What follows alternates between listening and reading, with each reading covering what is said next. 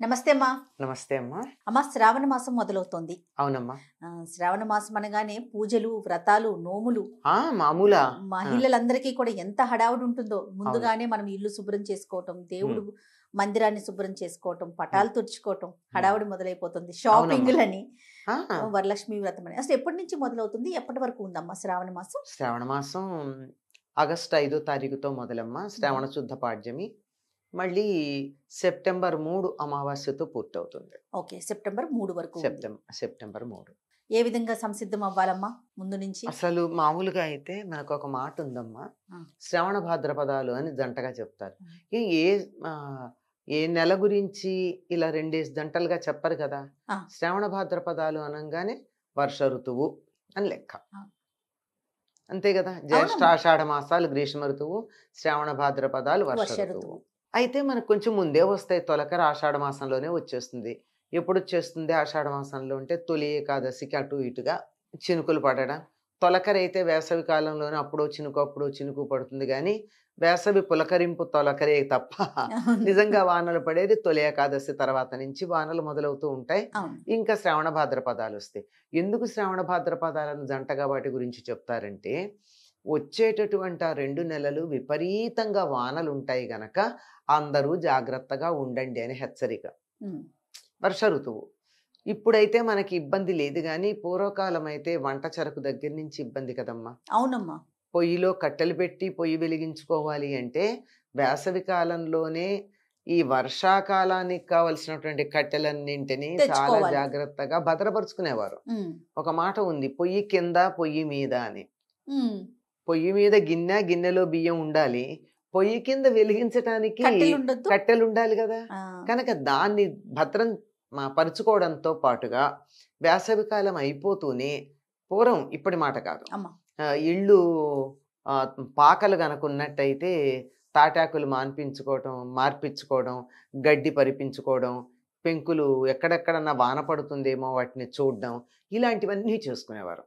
ఉహు. కానీ ఇప్పుడు మారిపోయింది. ఇప్పుడు అసలు ఇప్పుడు దాని అవసరం లేదు కానీ ఆ, వర్షాకాలం వస్తోంది అంటే మన రోడ్ల మీద గుంటలు ఎక్కడున్నాయో జాగ్రత్తగా పుడిపించుకోవడం, yes. మ్యాన్ హోల్స్ అన్ని కవర్ అయ్యాయా లేదో చూసుకోవడం. అవునవును. మనం కూడా వెళ్ళేటప్పుడు ఇంకా వానలు పడతాయి గనక మరి మున్సిపాలిటీ వాళ్ళు చేస్తారో లేదో తెలియదు కానీ మనం వెళ్ళే దారుల్లో గుంటలు ఎక్కడున్నాయో గుర్తుపెట్టుకోవాలి. అవునమ్మా.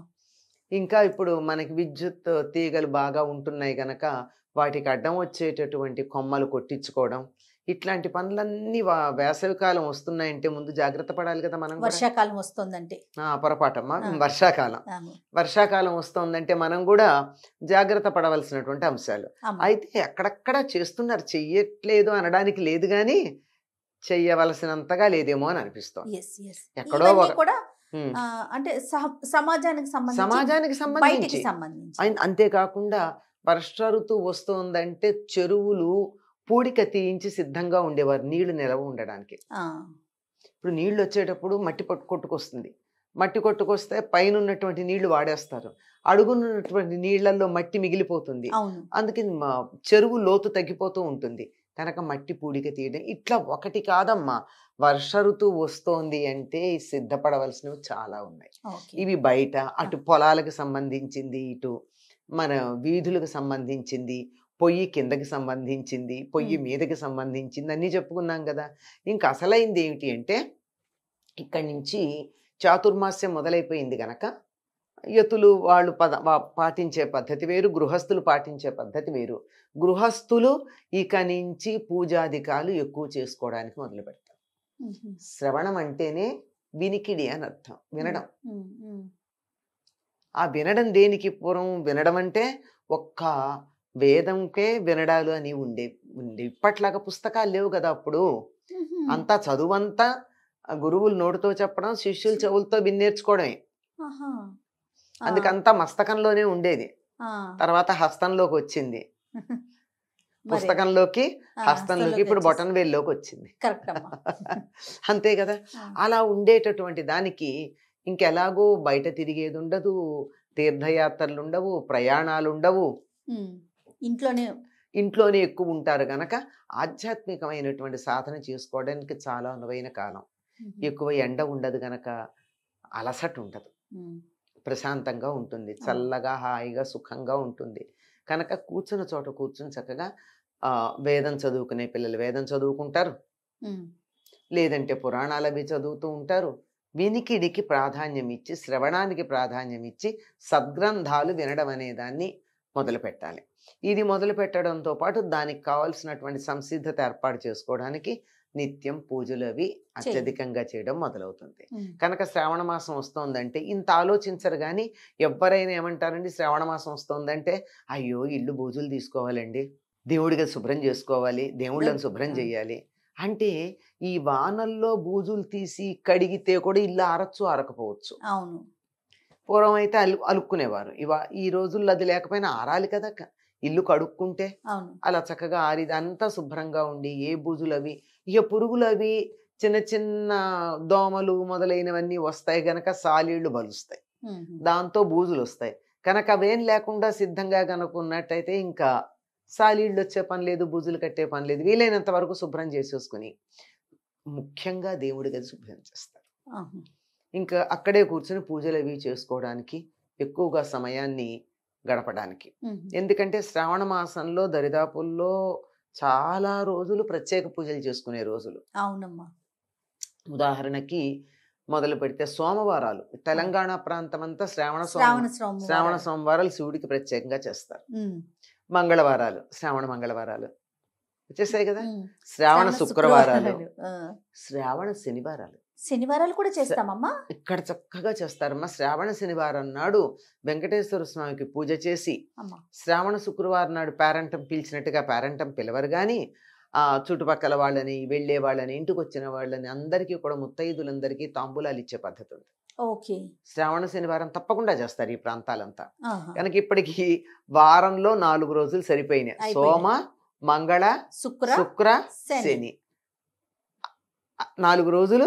శ్రావణ మాసానికి 4 రోజులు దానికి ఇంకా అయిపోయింది కదమ్మా.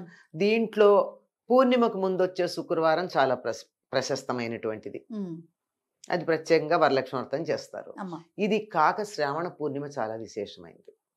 శ్రావణ పూర్ణిమ నాడు మనం రక్షాబంధనం అంటాం, ఆ తర్వాత ఉపాకర్మ అంటారు, జంజాలు మార్చుకోవటం అంటారు. ఇలా రకరకాలుగా ఆ రోజు చేసేటటువంటివి ప్రత్యేకమైనటువంటి పూజాధికాలు ఉంటాయి. ఆ పైన అష్టమి వస్తుంది. ఏమిటది? కృష్ణాష్టమి. ఎంత విశేషం అండి, కృష్ణాష్టమి ఉంది.